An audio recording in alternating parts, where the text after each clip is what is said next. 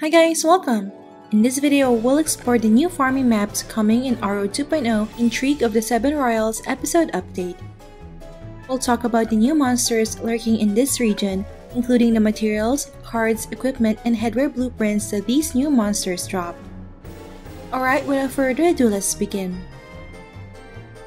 Let's start our journey to the Royal Hunting Grounds. This map can be accessed by entering the northwest portal just in front of the entrance of Pantera Palace. The attributes of monsters here are really diverse, but the mob density is lower compared to Komodo farming maps. The regular mobs no longer drop trash equipment but instead drop a bag of zenny, hence there will be less problem with inventory management. With merchants' overpriced passive skill, you can sell each bag to NPC for 2,480 zenny. The monsters also drop secret files, which is needed for the new growth system. For the first monster, we have the level 168 Fawn, which is a brute race, wind element, and large size. Its usual material drops are silver wrapping lace and leaf of Yggdrasil. Using plagiarism skill on this monster grants level 10 heal. The Fawn card is a footgear card which increases int and vit by 5 points. As for the headwear blueprint it drops, we have the Fawn Backpack back item, which boosts physical and magic damage reduction by 4% and demi-human damage reduction by 6%. Next, we have the level 171 Fox Fairy, which is of Angel Race, Holy Element, and medium size.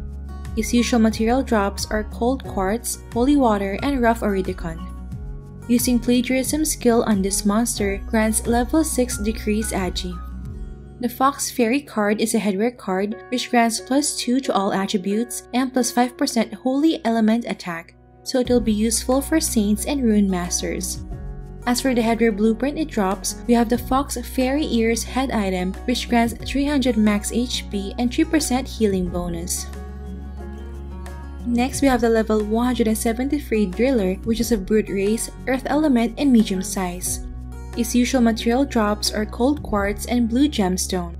Using plagiarism skill on this monster grants level 1 Steel Body. The Driller card is a weapon card which grants 10% crit damage and 20 crit against Dragon Race monsters. Notably, depositing it will grant additional 1% damage to Dragon Race. As for the headwear blueprint it drops, we have the Driller Balloon tail item which increases crit rate by 2 points and crit damage by 3%. Next, we have the level 166 Soul Morpho, which is a formless race, ghost element, and small size. Its usual material drops are Confusing Light Powder and Butterfly Wing. Using plagiarism skill on this monster grants level 10 Adrenaline Rush. The Soul Morpho card is an offhand card which increases dex by 5 points and crit damage by 5%, so this will be useful for long-range auto-attack builds. As for the headwear blueprint it drops, we have the Morpho Hair Clip head item which grants 1000 max HP and 5% demi-human damage reduction. When attacking, it also has 100% chance to reduce the target's hit and flee by 50 points for 5 seconds.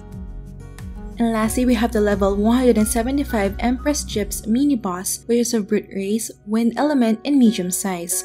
The rare purple material it drops is the Chatoyant Opal, which will be used for the new ancient equipment system and for crafting new headwears. It also drops the Cursed Hand accessory, which has a 10% chance of inflicting darkness, curse, silence, or fear to enemies while attacking. And for every refinement level +1, the damage to targets inflicted with darkness, curse, silence, or fear will increase by 1%. The Empress Gyps card is an armor card which boosts neutral element damage by 15% and reduces neutral damage taken by 8%, so this will definitely be a good card for chronomancers and gunslingers. As for the headwear blueprint it drops, we have the Baby Gyps tail item which increases movement speed and attack speed by 5% to up to 10% if refined to +10. Next, we have the Soul Hunting Ground, which can be accessed by talking to the Sword Steel at the northeast portion of Royal Hunting Ground.